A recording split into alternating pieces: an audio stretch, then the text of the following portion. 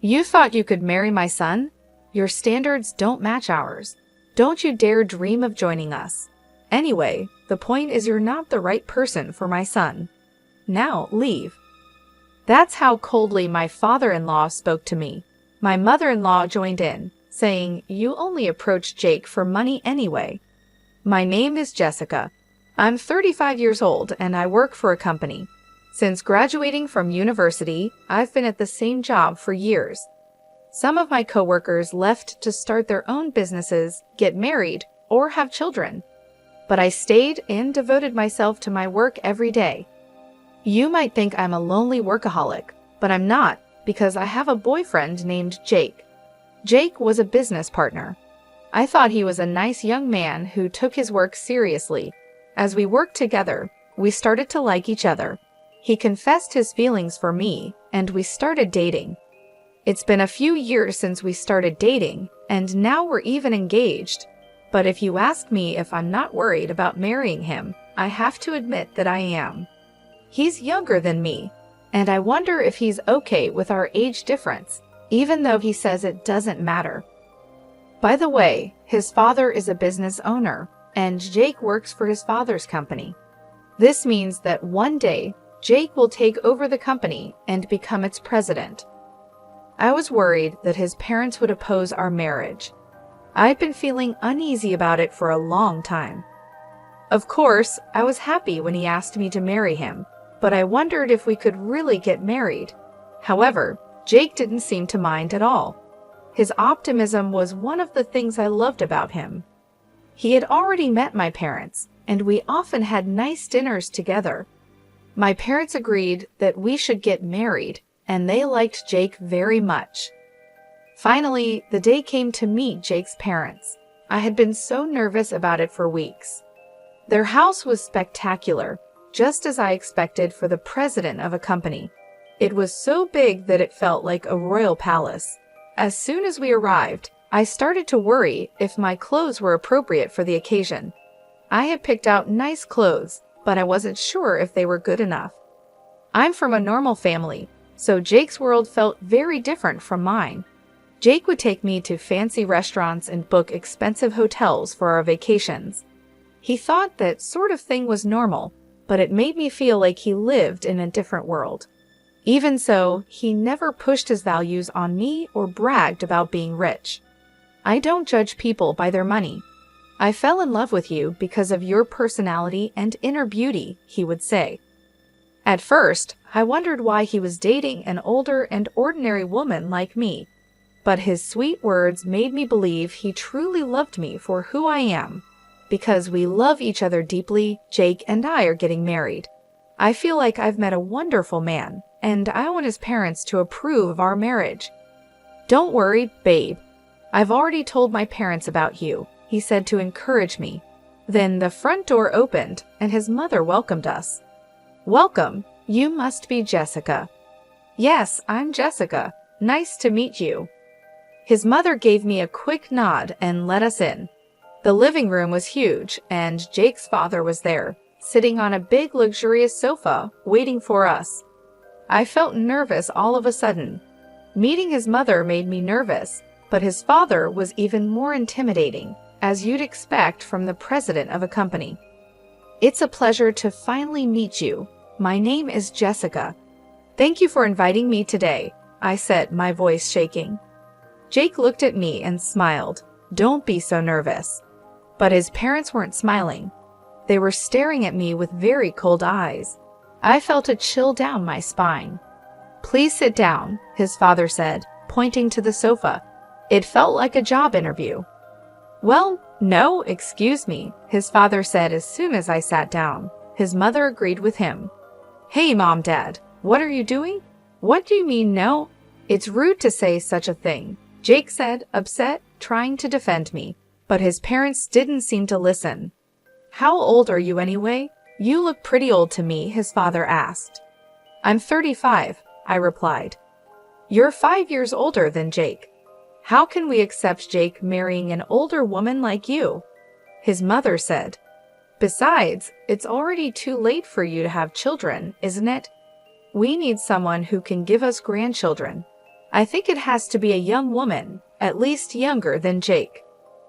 I knew they would mention my age. And you're single at your age? I can't help but think you have some kind of problem. Maybe you're too difficult or have a bad personality or something like that, his mother added.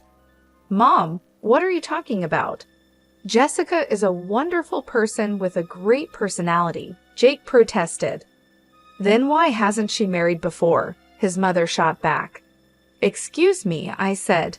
I know I'm a little older to be married, but I love my job and wanted to work hard.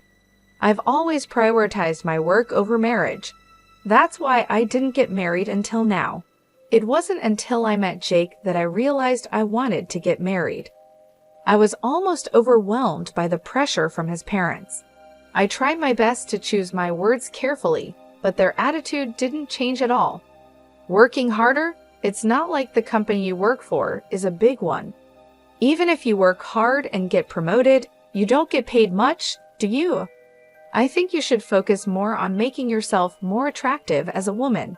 You know, it would be nice if you put in some effort. Yes, even at your age, you can still look better. Maybe some plastic surgery would help, his father said. Honey, that's too straightforward, his mother added. I saw his parents laugh for the first time, but it was only when they were making fun of us. I was so shocked and angry that I didn't know what to say. You thought you could marry my son? Your standards don't match ours. Don't you dare dream of joining us. Anyway, the point is you're not the right person for my son. Now leave, his father said coldly. My mother-in-law joined in. You would have approached Jake for money anyway.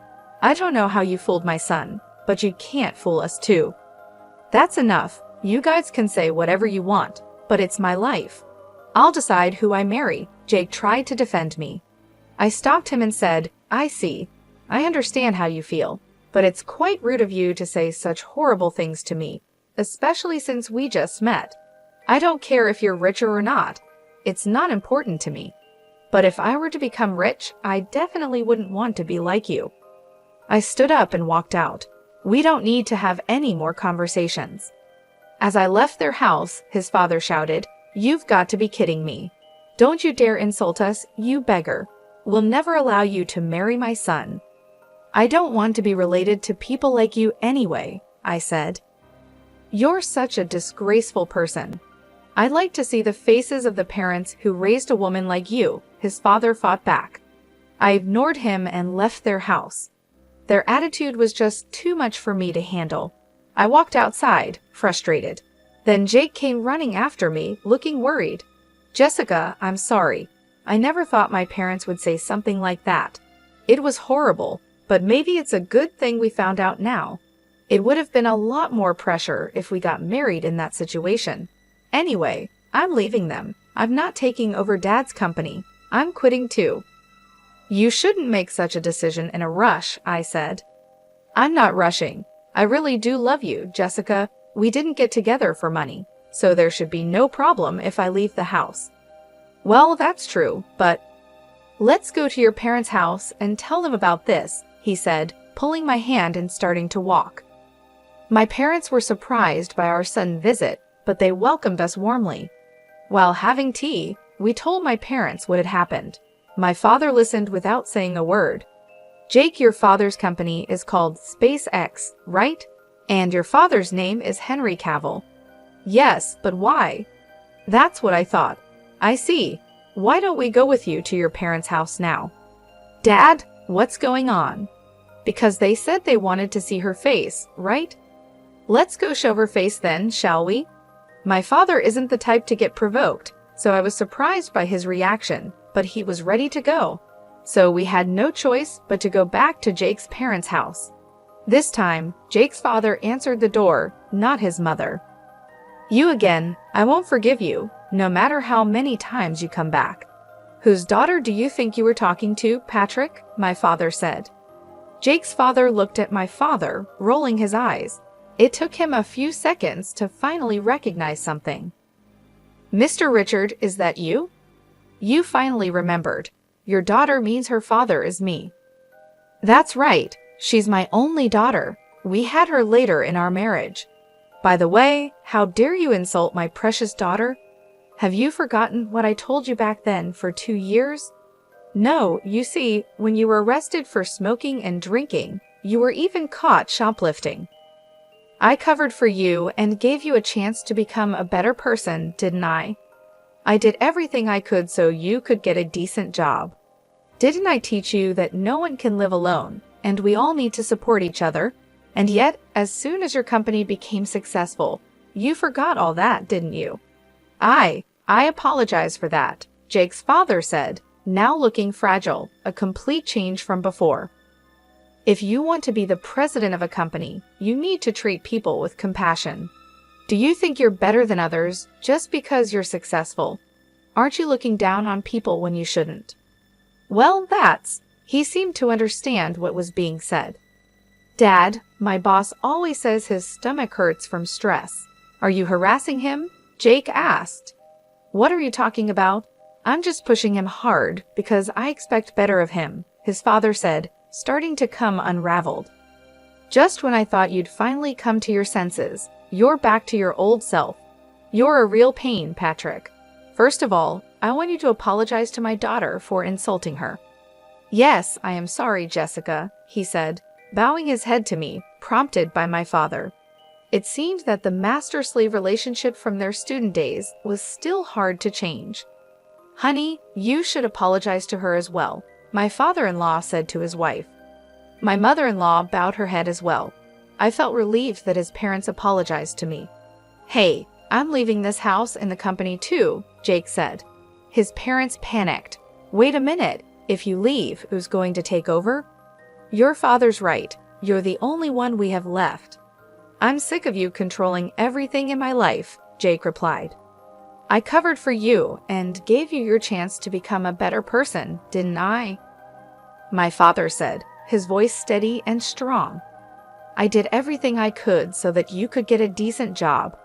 Didn't I teach you that no one can live alone and we all support each other?